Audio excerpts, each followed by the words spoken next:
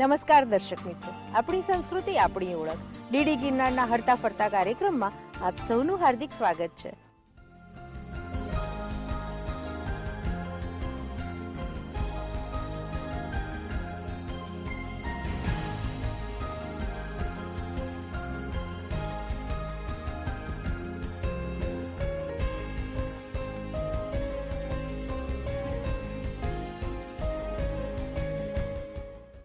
હરતા ફરતામાં આજે અમે આપને લઈને આવ્યા છીએ અમદાવાદમાં આવેલ સાયન્સ સિટીમાં.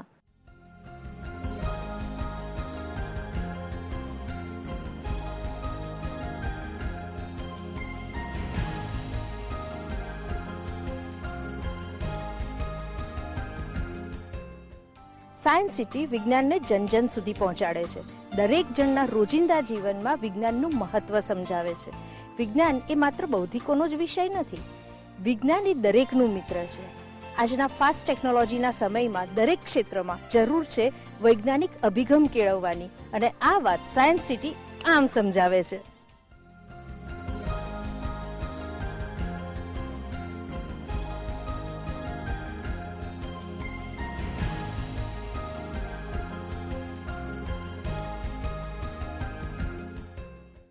આપણી સાથે છે assistant engineer mechanical Shri Pintu दास.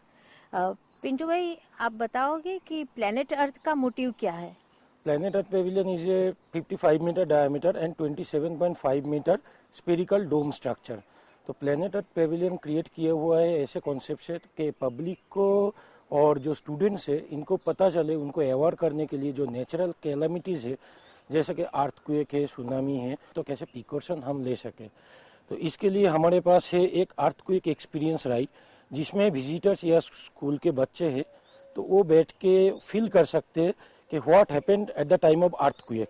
जब अर्थक्वेक आता है तो अर्थक्वेक के टाइम पे कैसा होता है, फील कैसा होता है, डिफरेंट रिक्टर स्केल में किस तरह से होता है, फिर उसके अलग अलग जो वेव होता है, एस वेव है, जेड वेव है, इस तरह का जो वेव होता है, वेव के हिसाब से उसका कितना डैमेजेस होता है, ये सब हम एक्चुअली उनको डेमोस्ट्रेट करते हैं और बताते, एक्सप्लेन करते हैं.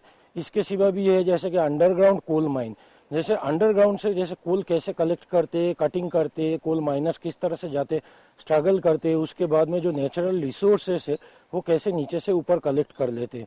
इसके सिवा भी एनर्जी रिजर्व है. एनर्जी रिजर्व में डिफरेंट काइंड ऑफ एनर्जी, जैसे ऑयल रिफाइनरी है, पेट्रोकेमिकल प्लांट है, सरदार सरोवर डैम में किस तरह से पावर जनरेट होते हैं, हाइडल पावर प्लांट है, फिर टर्बाइन है, different type of steam turbine है, फिर फ्रांसिस टर्बाइन है, इस तरह का डिफरेंट टाइप ऑफ टर्बाइन है. यहाँ पे एक बहुत ही बढ़िया डांसिंग म्यूजिकल फाउंटेन है जी. तो वो उसके साइंटिफिक टेक्निकल एस्पेक्ट्स क्या है?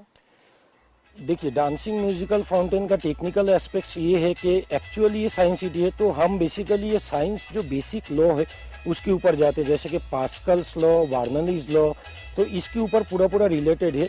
जो यहाँ पे हमारे 935 टोटल नोजल्स है, वाटर नोजल्स से, और लाइट एंड साउंड के इफेक्ट के हिसाब से यहाँ पे एक light, sound and water animation, ये टोटल तीनों का कॉम्बिनेशन करके एक्सप्लेन किया हुआ है, जिसमें हमारा पास्कल्स लॉ किस तरह से होते हैं वो डिस्क्राइब करते हैं, बर्नौलीज लॉ जैसे वो डिस्क्राइब करते हैं, और यहाँ पे अलग अलग पैटर्न, और बच्चे जो आते हैं बच्चे को पहले उसके ऊपर इनिशियली एक उसके म्यूजिकल फाउंटेन के ऊपर एक डिस्क्रिप्शन दिया जाता है कि म्यूजिकल फाउंटेन्स का बेसिक प्रिंसिपल क्या है, कौन सी लॉज के ऊपर जाते हैं. तो इसके हिसाब से हम स्टूडेंट्स को या विजिटर्स हो उनको जितना हो सके हम नॉलेज देने की कोशिश करते हैं कि totally that musical fountains depends on our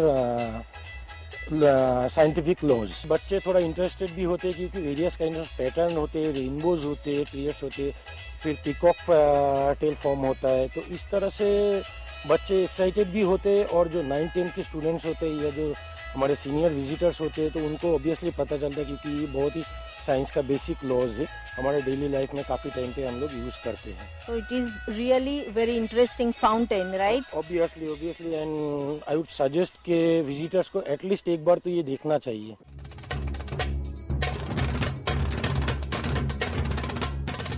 હરતા ફરતા કાર્યક્રમમાં અમે આપણે નીત નવા સ્થળોની મુલાકાત કરાવીએ છીએ, અવનવા લોકો સાથે પરિચય કરાવીએ છીએ અને સરળ પ્રશ્નોત્તરી દ્વારા જે તે સ્થળની માહિતી આપીએ છીએ.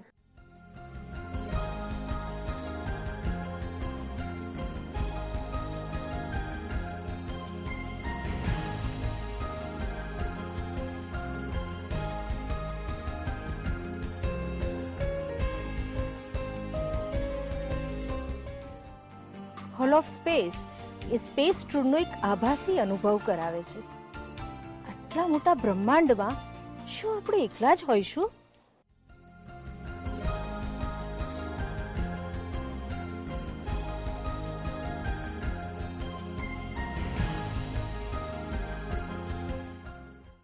રાજુભાઈ, કહેશો કે હોલ ઓફ સાયન્સ છે એમાં કયા કયા વિભાગો છે?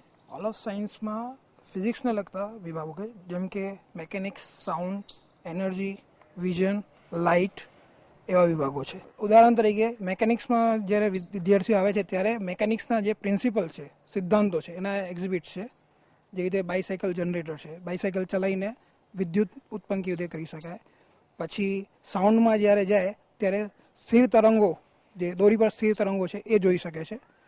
અને એનર્જીમાં એક એનર્જીમાંથી બીજી એનર્જીમાં ટ્રાન્સફોર્મેશન કેવી રીતે થાય છે.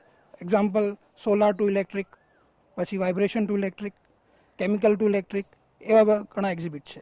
એમાં જે સ્કૂલના જે વિદ્યાર્થીઓ છે એમને ખાસ ફાયદો થાય, કેમ કે એમના સિલેબસમાં આવતું હોય. એ જે ખાલી વાંચતા હોય, ડેફિનેશન હોય, એ હવે રૂબરૂ જોઈએ છે અહીંયા. અમારા હોલ ઓફ સ્પેસમાં અમે મિશન ટુ માર્સ રાઇડ એક કહીએ છીએ, જે આખા સૌર્યમંડળની યાત્રા કરાવે છે. પછી તમને મંગળ ઉપર લઈ જાય છે.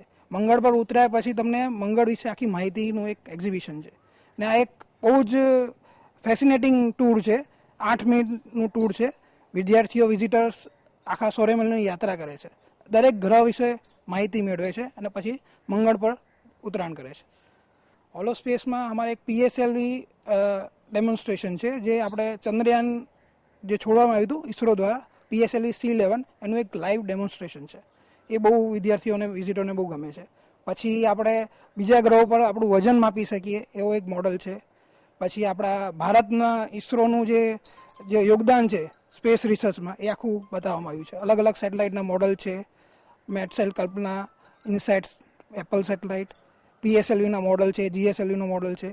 ચંદ્રયાન કેવી રીતે ચંદ્ર પર પહોંચ્યું એનું આખું એનિમેટ્રોનિક સિમ્યુલેશન છે. પછી મિયા ફુસ્કી અને રોબોટનો એક શો છે, જેમાં રોબોટ મિયા ફુસ્કી વિદ્યાર્થીઓને સૂર્યમંડળ વિશે આખી માહિતી આપે છે, કે કેવી રીતે આપણા યુનિવર્સ આવ્યું ને કેવી રીતે બધા જીવો આવ્યા, એનું એક આખું માહિતી છે. तो सर फ्यूचर प्लान्स क्या है? साइंस सिटी में अभी नेक्स्ट 2 साल के अंदर में फेज 2 का डेवलपमेंट के साथ 2 नया पैविलियन आएगा. एक रोबोटिक गैलरी एंड एक एक्वेटिक गैलरी, जो वर्ल्ड क्लास का होगा. एंड इससे गैलरी होगा जो हमारा हिंदुस्तान के लिए ये एक बड़ा फर्स्ट होगा, first of the it's kind होगा. एंड इंटरनेशनल लेवल का भी होगा इसमें. जैसे रोबोटिक गैलरी में हो गए, जो जैसे रोबोट में हमारा बच्चों ऐसा सिर्फ रिमोट कंट्रोल पकड़ करके रोबोट में खिलाएंगे नहीं, वहाँ पे रोबोट खुद बच्चों को हमारा खिलाएंगे. रोबोट खुद गाइड बन करके सबको दिखाएंगे ये पैविलियन के बारे में. एंड हमारा जो रोबो काफे का हमारा परिकल्पना है, वहाँ पे रोबो कैंटीन में खाना बना करके ये हमारा स्टूडेंट एंड विजिटर को सर्व करेंगे.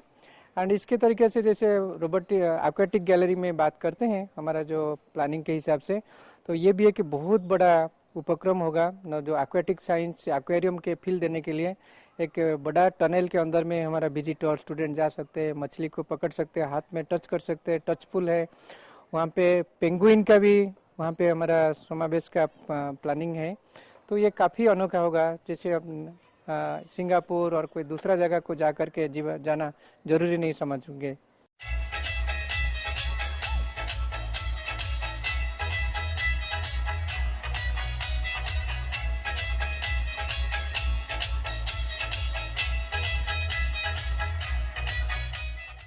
હે બાબા, અહીંના આડીશ.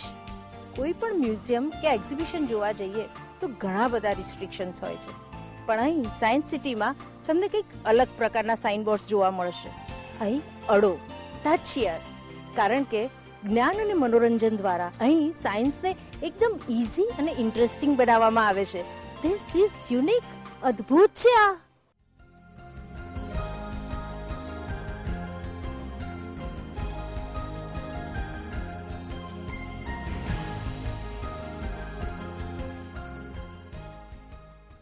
યજ્ઞિકા, તમે કહેશો કે લાઈફ સાયન્સ પાર્કમાં મુખ્યત્વે કયા પ્રદર્શનો છે? હા, લાઈફ સાયન્સ પાર્કમાં મોટાભાગે વિદ્યાર્થીઓ તેમની આસપાસ જોવા મળતી જીવસૃષ્ટિ જેવી કે વિવિધ પ્રકારના પ્લાન્ટ્સ અને બર્ડ્સ વિશે માહિતી મેળવી શકે છે. જેમાં અમે મોટાભાગના દરેક પ્રકારની વેરાયટીના પ્લાન્ટ્સ જેમ કે એરોમેટિક, ઓર્નામેન્ટલ, મેડિસિનલ અને ઇકોનોમિકલ પ્લાન્ટ્સ, એ ઉપરાંત કેક્ટસની લગભગ 35 જેટલી પ્રજાતિઓ અને સક્યુલન્ટ્સ જે પ્લાન્ટ્સ છે એની લગભગ 50 જેટલી પ્રજાતિઓ ડિસ્પ્લે કરી છે. એ સિવાય ક્રિટેશિયસ પાર્ક છે જેમાં તમે ડાયનાસોરમાં કેવી રીતે ઉત્ક્રાંતિ થઈ તેના વિશે જાણી શકો છો. એ ઉપરાંત એના મુખ્ય જે આકર્ષણ છે એમાં એક બટરફ્લાય પાર્ક અને ટિશ્યુ કલ્ચર લેબ છે. ટિશ્યુ કલ્ચર લેબમાં તમે બાયોટેકનોલોજીની જે નવીનતમ ટેકનોલોજી છે તેના વિશે અમે વિદ્યાર્થીઓને માહિતી આપીએ છીએ. કેવી રીતે પ્લાન્ટ ટિશ્યુ કલ્ચર કરવામાં આવે છે તેના જે બેનિફિટ્સ છે એના વિશે અમે વિદ્યાર્થીઓને માહિતી આપીએ છીએ. આ ઉપરાંત જે બટરફ્લાય પાર્ક છે એમાં બટરફ્લાયની લગભગ 35 જેટલી પ્રજાતિઓ વિશે તમને માહિતગાર કરીએ છીએ.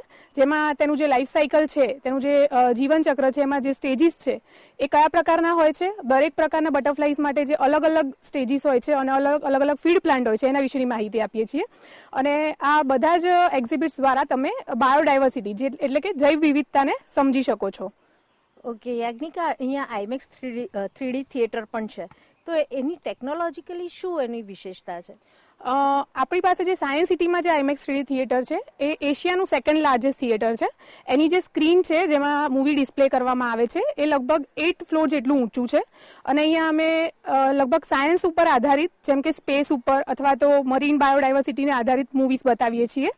અને તેના થકી વિદ્યાર્થીઓ 3D ફિલ્મને જોવાનો અનુભવ મેળવી શકે છે. જે તમે નોર્મલ થિયેટરમાં જાઓ ત્યાં જે તમને જે 3D ઇફેક્ટ આવે છે એના કરતાં ઘણી સરસ મજાની 3D ઇફેક્ટ તમે અહીંયા નિહાળી શકો છો.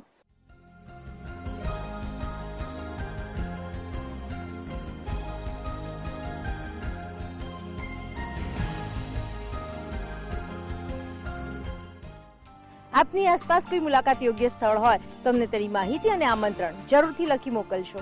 અમારું સરનામું નોંધી લેશો.